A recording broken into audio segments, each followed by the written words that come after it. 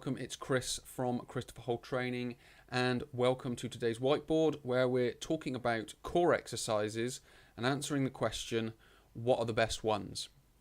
There are a lot of exercises out there that get called core exercises, but some of them aren't necessarily what I would describe as core exercises, and I'm going to describe to you today what I think are core exercises, and we're also going to focus on what types of core exercises there are out there, and then we're going to look at some of the best core exercises in a couple of slides, and we're going to build a picture of sort of what the core is, how it works, and how these best exercises match that. So that's what we're going to be talking about today. Just want to go through a quick bit of business just to mention my social media, which is Twitter at Christopher Hole, Facebook Christopher Hole Training, and Instagram Christopher Hole. So please come along there, like and follow. It'd be great to have you there. I'm sharing more things like this on social media. I try and cover as much as I can with regards to health and fitness. So it's exercise, it's nutrition, it's habits, behaviors. So I try and, under that umbrella of health and fitness, I try and sort of talk about it, share my views on it, give my opinions on it, to hopefully educate you, to give you a better idea on how to navigate your health and fitness journey. Alternatively, you can come to the website, which is christopherholtraining.com.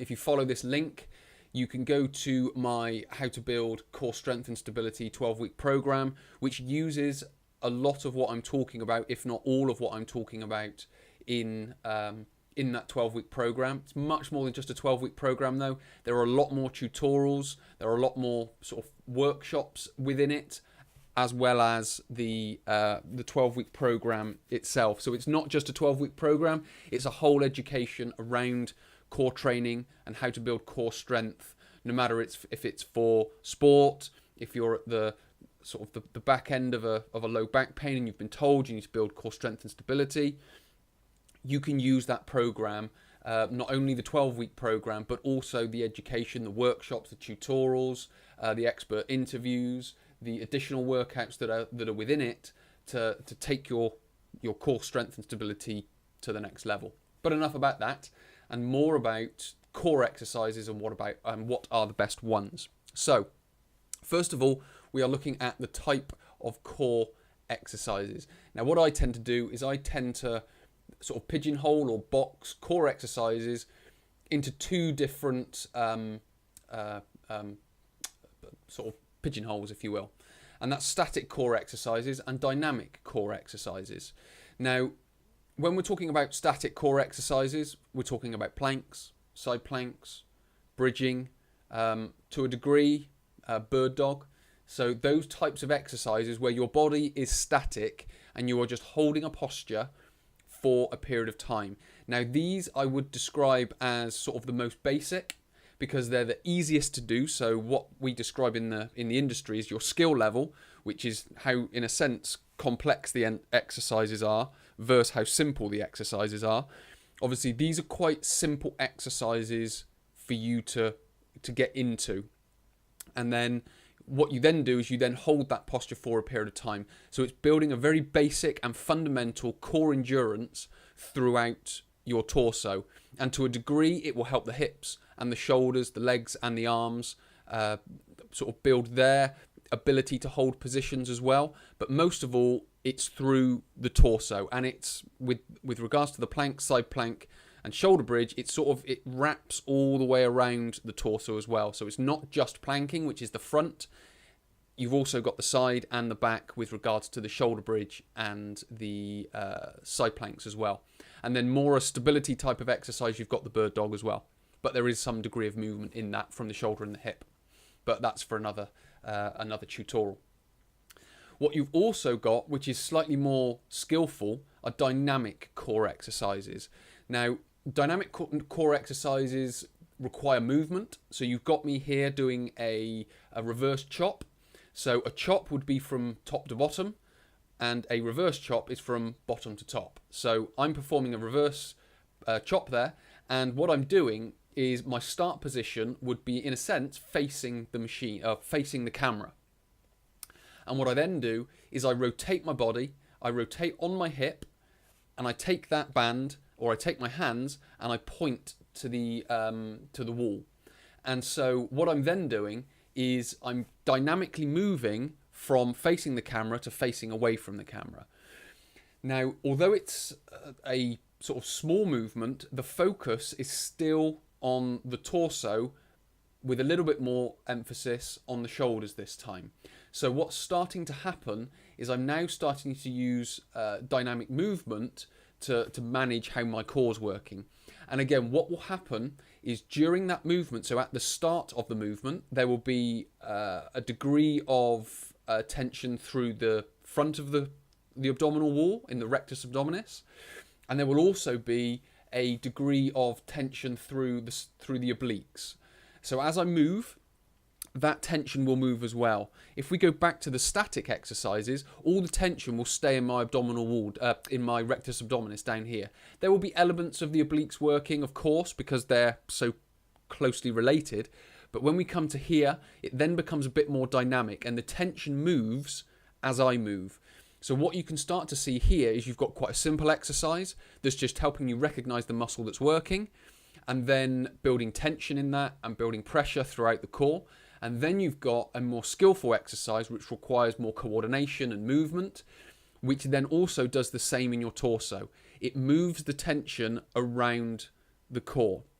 So when we're talking about core exercises, what we're really focusing on is what I'm going to talk about in this slide, which is the whole is greater than the sum of its parts. So the next element, where we've talked about static and dynamic core exercises, the next element is focusing the exercises on working as many muscles as possible in one move or in one exercise. So with regards to our core, we're talking about rectus abdominis. We're talking about obliques. If we go into the more deeper levels, you've got transverse abdominis. If we then come onto the back, we've got latissimus dorsi, we've got trapezius, we've got the spinal erectors, we've got multifidus, we've got quadratus lumborum as we start to get deeper in. So we're talking about a lot of different muscles. So as we use the static exercises, obviously the plank is focusing mostly on this one, side plank here. As we then go into, let's use for example chopping exercises, what starts to happen is the tension starts to move from here out to here and back. If we're starting to add in more, let's just say like stir the pot, for example, where we're up on a stability ball, we start to move the arms and that starts to increase the tension through trapezius and through latissimus dorsi as well. So what we're starting to do is we're not doing our standard sit-ups and crunches, which is just focusing on this one muscle here and building tension in this one muscle. What we're trying to do is we're trying to build the tension throughout the whole torso. So using planks, side planks, shoulder bridges, then moving into chops, planks on stability balls, and using or creating circles with the ball in stir the pot. A lot of these exercises you may not fully understand because there isn't an image of it and I'm not talking through the teaching points of it. But again, if you go to the program, I use a lot of these exercises within the program. So it's very much, again, as I'm talking here and I'm talking about static into dynamic and using these core exercises and creating the whole that is greater than the sum of its parts, these are all the principles that I've used in this program. So I take you on that journey from static exercises into more dynamic exercises and building your core in that way. So it's not just sort of a tutorial that doesn't really have an end. You can take this tutorial and you can take these core exercises to the next level and use it in a working program, which you can go to the link and find out more about. So what we've been talking about is trying to knit a lot of these muscles together using the exercise and using the dynamic aspect and the dynamic movement within the exercise. So that's, in a sense, that's sort of like level 1 of core exercises, or level 1 and 2, because we've got the static exercises of level 1. You've then got more dynamic exercises of level 2. What we've then got is we've then understood what that's doing with our anatomy. It's starting to create the whole that is greater than the sum of its parts. So we're working all the muscles together and not as individuals. What we've then got in the final slide is taking the whole that is greater than the sum of its parts to the next level. Now, what you've got over here is some images from a book that I will happily credit called Anatomy Trains, that you can obviously go and buy, and you can find out more about these, what he calls is fascial lines that essentially connect the whole body, and you can see some of them here. You've got one that connects the front of the body, so you've got rectus abdominis up through the sternum, all the way down sort of through the thigh, through the front of the shin, down into the foot. You've got the same on the posterior, so you've got base of the neck, through the spinal erectors, down through hamstrings, calf, around the bottom of the foot. You've got the same on the side of the body. You've then got a rotational one, and then you've got through the lats, through the posterior chain, which is known as posterior sling, and obviously the same on the front of the body. So you've got these fascial lines. Now, what then starts happening is once we understand how to hold our core in static exercises and we understand that posture, we take it into dynamic exercises where we start then building, in a sense, multi-joint exercises, but they've still got a focus on the core with chops, reverse chops, so on and so forth. What we then do is we then go into multi-joint exercises like squat, like a deadlift, like a press or a pull. And what we do is we take those principles that we've learned from the static and the dynamic core exercises and we move it into just multi-joint exercises, which then start turning what would be normally described as just like a normal exercise that works your arms actually into a core exercise, because we're building these principles and building this foundation all the way through the training that we're doing.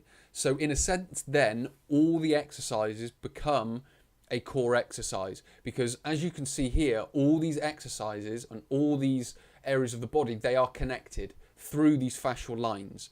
Yes, we have the individual muscles, but the fascial lines connect all the individual muscles together, which make them into multi-joint exercises, which then starts to take us away from training individual muscles like sit-ups and crunches and bicep curls and things like that, and we start turning them into actual replicating movements, so lifting, carrying, pushing, pulling.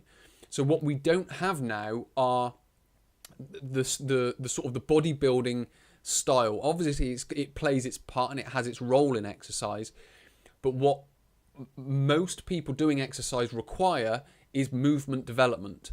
So instead of thinking about arm day or back day or whatever day it might be, we got to think about lifting, carrying, pushing, pulling, rotating, because what we'll start to do during these exercises is we'll focus more on these fascial lines. We'll focus more on building from a static core posture into a dynamic core posture into a whole body movement lifting exercise or lifting movement, if you will. So even we would stop necessarily calling them exercises. We would call them movements. So I'm going to go through a lifting movement, a hip lifting movement, a knee lifting movement, which would be deadlift and squat. So we start describing exercise in a different way. So when you ask the question, what are the best ones to do? Again, it depends mostly how you do it. But we've got to be focusing on static core exercises like planks and side planks. Then we move into dynamic core exercises like chops and reverse chops. Then we start moving into whole body movements and multi-joint exercises like lifting, carrying, pushing, pulling. So that is the answer to what are the best core exercises. They are static core exercises like planks and side planks. Dynamic core exercises like chops and reverse chops. And then whole body movements like deadlifts, squats, pull-ups, dips, presses, pulls, standing exercises, standing presses, standing pulls, and all those types of exercises and movements, if you want to call them that. So what we're starting to do now is we're starting to move into a whole new paradigm of exercise and how we use our body in formal exercise called the gym. So take this, rewatch it, understand it a little bit closer, and then start adding it into your programs. If you want to sort of jump a few of those steps and just go straight to the program, go to here, download the program, and you'll start to find what you need to be doing and how you need to be progressing. within all of this. Plus, there's more workshops on how to perform exercises correctly and how the core works and so on and so forth. So many thanks for watching. My name is Chris from Christopher Holt Training. I'll speak to you in the next video.